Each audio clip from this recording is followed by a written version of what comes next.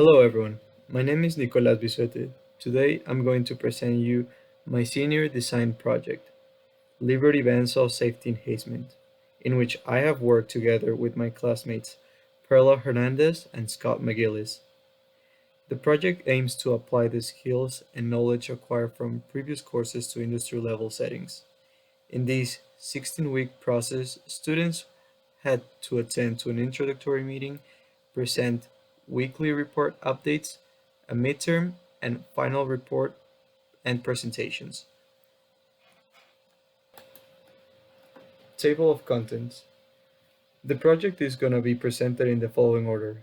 First, I'll present you the problem identification. Then I'm going to present you who our stakeholders are, the specifications and requirements, the background research performed, the preliminary and conceptual design, also known as build, buy, and modify, the design matrix, the design decision and modifications, the detailed specifications, and cost. Finally, I'll make a conclusion. Detailed specifications and cost, and lastly, a conclusion. Problem identification, bandsaw and safety. What you see on your right is a Jones Superior Machine 52ST bandsaw. It has been in use for nearly 40 years in the finishing department of Liberty Packaging. The bandsaw is used to cut several different types of corrugated fibers. The corrugated fibers produce have a size variability of pallets as big as 30 by 36 inches to sheets as thin as 1/8 of an inch. The purpose of the saw is to take stock pieces and cut them into the necessary sizes that the customer specifies.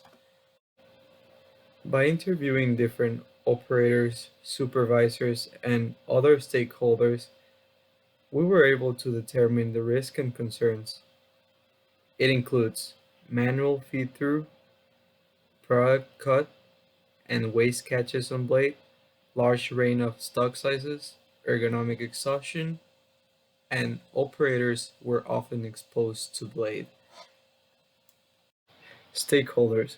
With the creation of the partnership between St. Ambrose University and Liberty Packaging, our group aims to create potential solutions in this 16-week period to satisfy the stakeholders' needs. In the Liberty Packaging team, we have Peter Haggerty, the capital project engineer, Alex Michel, the operation manager, Lawrence Trosen, the general manager, the machinists and operators, and in the St. Ambrose University team, we have in the engineering department professors Dr. Lutz and Dr. Shi, and in the senior design group we have Perla, Scott, and myself, Nicholas. For the specifications and requirements, our group has decided that the design needs to reduce the human contact on product while being cut. It needs to be adaptable to various sizes of product, reduce points of contact of the product, increase the product efficiency, reduce waste, and increase the amount of product fed through. Using available resources, the group was able to conduct research and examine different bandsaws in the market, designed for cutting and safety parameters available. Next, we have our preliminary and conceptual design, or build, buy, or and modify. For our build option, the way it operates is having the material stacked onto the table, then having the rollers drive the materials towards the plate, just as the red arrows show it. The blades that are green cut the necessary dimensions, and then the finished product goes through. To break it down, we can see in our build option from a side view that the saw blades are movable. It is adjustable, fence and compactor. It is fully automated with the rollers moving material as we can see in picture number 3, and it's also safe because no hands are near the moving blades. For our buying option, we have the FDKL 1300, which is an automated cutter for corrugated materials with very simple operation. It is efficient, it reduces the setup time, it is fully automated, it fulfills the safety parameters, and there is minimum human interaction. In the following video, we can observe how the operators places the corrugated material in the feeder and then it gets cut through blades, which is later stacked into a pile. For our modify option, we divided the designs into large stock and small stock. For the large stock, we have the slider going into the feeder and pushing the corrugated material through the blade. The operation is pretty simple. The material gets stacked into the feeder by the operator, then the driver is pushed so the material can go into the blade, and then the blade cuts into the necessary dimension, and then the finished product exists. So for the features of this design, we have adjustable side fences, efficiency in the number 1 pallet or the 3-inch of corrugated sheets cut at each cycle. There's no hands near the blade, and there's one horizontal movement, as explained in number 4. So for the small stock, we can see how the tray drives the stock that is put into the main feeder and then pushed by the slider arm. The operation for this design is first the material gets stacked into the feeder, then the driver pushes the material onto the sliding tray. After that, the tray feeds the material into the saw blade, the blade cuts into the necessary dimensions, and then the tray returns back to its original position. For the features of this design, we have adjustable side fences as seen in picture number 1, the efficiency of the 3-inch of corrugated sheets cut at each cycle. It's safe because there's no hand near the blade. And in number 4, you can see that it can achieve multiple cuts with one cycle. We have developed a design matrix based on the criteria parameters that we have considered most important, being safety, a weight of 10, which means most important, and a rating for each of these weights for each of the designs, which multiplies and give us a final score. So you can see the highest score is Modify, which has a score of 200. Design decisions. After a meter presentation, from the options presented, Liberty Packaging decided to move on with the Modify option. The large stock design would be modified to be able to adapt to propose to different sizes. Study and improve of ergonomics of current design and simplify the processes for the operators. Additionally, the material proposed to be used for the design will be Lexan. Lastly, the group will provide specifications and details through drawing sheets and parts design assembly. One of the sub-assemblies is the slider arm, which rolls against the base of the assembly with 8 roller bearings located at the bottom to reduce friction.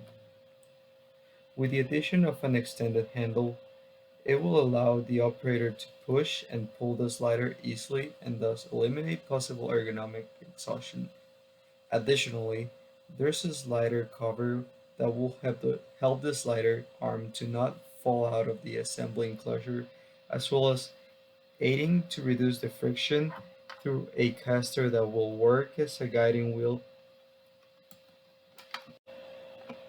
Next, we have the roller bearings. There's 8 of them in the base, and we have a caster attached to a base that will be attached to the main frame base. Caster safety mechanism. As it was mentioned, The slider cover and the caster will prevent the slider arm to come out of the assembly. In the side view, we can observe clearly the two components and how the slider is out of the assembly for a better representation of the two components, while the isometric upper and lower views illustrate how the caster delimits the movement of the slider arm. Doorknobs. The side panels are attached only by these turning knobs, 4 on the front and 4 on the back panel. Front and back panel walls are permanently screwed into the base plate of the assembly. Two turn-knobs indicated by the arrows control the distance between the side panels. By untightening these knobs, the side panels can be pushed in or out depending on the width of the material being fed. The other 6 knobs are used to stability as the side panels move. These knobs are guided in only one direction and glide in the opening space on the front and back panels. Front panel opening for the exit product feed. The front panel has an extending opening for the product to be fed into the bandsaw as shown in the image. This opening is also constructed of Lexan and has a slit for the blade to be within, ensuring limited hazard exposure of the bandsaw blade. Full final design on bandsaw. The final assembled design will be placed onto the bandsaw as shown here. The arrows indicate the placement of the corrugated fiber into the assembly. Once the material has reached the top of the panel height and the side panels have been adjusted, the slider arm pushes the right material through the opening of the assembly, feeding it into the bandsaw. The cut product continues into the production line as it is passed the bandsaw, ensuring that there is no jamming of the already cut product. The slider arm is then pulled back, allowing the top concurrent stack of material to be lowered onto the base of the assembly, ready to be pushed by the slider arm for a new cut product. The material suggested for the construction of the main frame, which is the majority of the assembly, is Lexan. But why Lexan? Lexan is a polycarbonate material to allow for transparency of pellets being fed through the bandsaw. The upper working temperature of Lexan is 240 degrees Celsius before the formation. It can withstand the high threshold of deformity before breaking and shattering with 250 times the impact resistance of glass. The material can also be drilled into without it cracking it, and besides of being very resistant, it's lightweight. It weighs less than metal or wood. The estimated cost for the material based on public consumer prices came to a total of $750. We calculated by using the price of a 24 by 48 sheet and finding the price per square inch for the dimension of each component. Additionally, we added to that to the hardware needed. For the final design mobilization, we have found a current solution in the market. It's an adjustable table to different heights which would allow to transport and bring support to the final design. This is an example of how each of the drawing sheets and specifications is going to look like. We will have each component with its measurements and a title for the piece, as well as a bill of material for like the number of parts. After the midterm presentation, the suggestions made from the stakeholders allowed the design to be improved overall safety while also improving efficiency. Due to unforeseen external factors, the Cinemas Group could not physically manufacture and test the real-time capabilities of the design as originally planned. However, the final design makes the possibility of the saw operation to be autonomous in future phases, as it was initially discussed with the stakeholders. With that, this concludes my final presentation for this project. If you have any questions or concerns, do not hesitate to contact me to my personal email. Thanks for your attention.